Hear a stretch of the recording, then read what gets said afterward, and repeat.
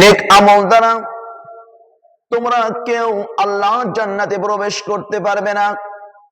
হযরত আবু হুরায়রা রাদিয়াল্লাহু তাআলা থেকে বর্ণিত, নবী করিম সাল্লাল্লাহু আলাইহি ওয়াসাল্লাম বলেছেন, ও আমার সাহাবীরা, তোমরা কেউ নেক আমল দ্বারা আল্লাহর জান্নাতে প্রবেশ করতে পারবে না।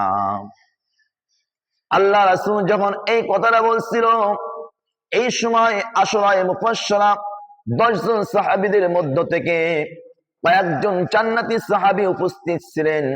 আল্লাহর নবীজি যখন কথাটা বললেন, তারপর আল্লাহ নবীজি বললেন, সাহাবীদেরকে উপস্থিত রেখে, জান্নাতি সাহাবীদেরকে উপস্থিত রেখে আল্লাহ রাসূল বললেন, তোমরা কেউ নেক আমল দ্বারা আল্লাহর জান্নাতে প্রবেশ করতে পারবে না।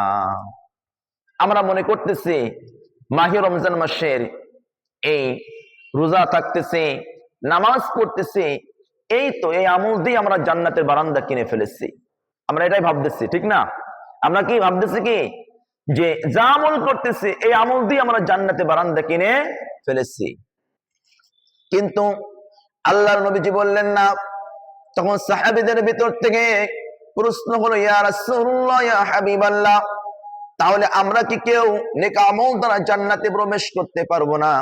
আল্লাহ রাসূল বললেন না। সাহাবীদের ভিতর থেকে প্রশ্ন হলো, ইয়া রাসূলুল্লাহ, ইয়া হাবিবাল্লাহ, আপনি নবীজি, আপনি কি নেক আমল দ্বারা আল্লাহর জান্নাতে প্রবেশ করতে পারবেন? আল্লাহর নবীজি তখন বললেন, ও আমার সাহাবীরা, আমি নবীজি নেক আমল দ্বারা জান্নাতে প্রবেশ করতে পারবো না। কত বড় কথা! নবীজি বলতেছে যে আমি নবীজি নেক আমল দ্বারা জান্নাতে প্রবেশ করতে পারবো না। আল্লাহ যদি আমাকে রহমত ও করুণা মাগফিরাতের চাদর দ্বারা ঢেকে না ফেলে, আমি নবীজিও আল্লাহর জান্নাতে প্রবেশ করতে পারবো না। তাহলে আল্লাহর ক্ষমাটা সবচাইতে আমাদের কি বেশি পাওয়ার দরকার। সবচাইতে আল্লাহর ক্ষমা একান্তই আমাদের দরকার। এই জন্য মাহে রমজান মাস চলতেছে, বেশি বেশি করে আমরা ইফতারের সামনে নিয়ে আল্লাহর কাছে প্রার্থনা করব যে আমাদের রব, আমরা অনেক গুনাহ করে ফেলেছি, বিশেষ করে হে রব, আমি অনেক গুনাহ করে ফেলেছি, আমাকে আপনি ক্ষমা করে দিন, আপনি আমাকে মাফ করে দিন। এই বলে বলে চোখের পানি ছেড়ে দিয়ে আল্লাহর কাছে যেন ইফতারের সামনে নিয়ে দোয়া করলে আশা করা যায় আল্লাহ দোয়া কবুল করবে। আল্লাহ পাক বলেন, তোমরা মধ্যম পন্থা অবলম্বন করবা। কোন পন্থা? মধ্যম পন্থা অবলম্বন করতে হবে। মধ্যম পন্থা অবলম্বন করতে পারলে এই মধ্যম পন্থার মানুষগুলো বেশি বেশি দলে দলে আল্লাহর জান্নাতে প্রবেশ করবে। সুবহানাল্লাহ। আল্লাহ বললেন, তোমরা যেন কেউ মৃত্যু কামনা করবা না। কি কামনা করবা না? আমাদের মধ্যে অনেকেই দেখা যায় মৃত্যু কামনা করে, কি আমার আল্লাহ তুমি আমার মরণ দাও। কি বলে ফেলে? মাঝে মধ্যে বলে ফেলে যে আল্লাহ আমাকে আপনি মরণ দেন। এই মরণ কথাটা, মৃত্যু কামনা করা যাবে না। আল্লাহর কাছে নেক হায়াত চেতে হবে। যদি ওই ব্যক্তি ভালো লোক হয়, বেশি হায়াত পায়, তাহলে বেশি আমল করা বেশি সুযোগ পেয়ে যাবে।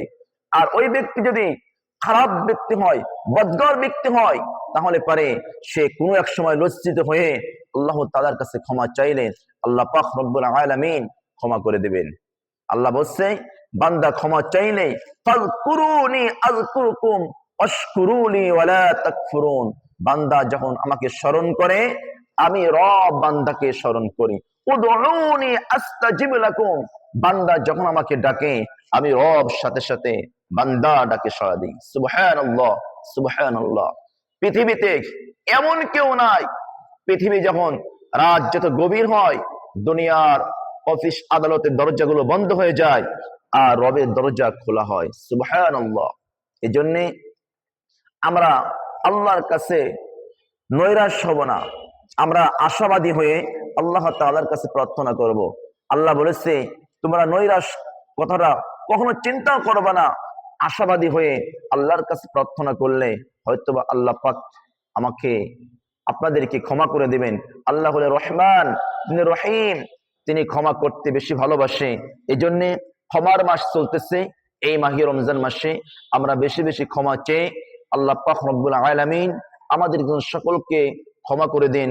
আমাদের রোজা, আমাদের নামাজ, আমাদের ইফতার, আমাদের সেহরি আল্লাহ কবুল করুক। আমিন, আমিন।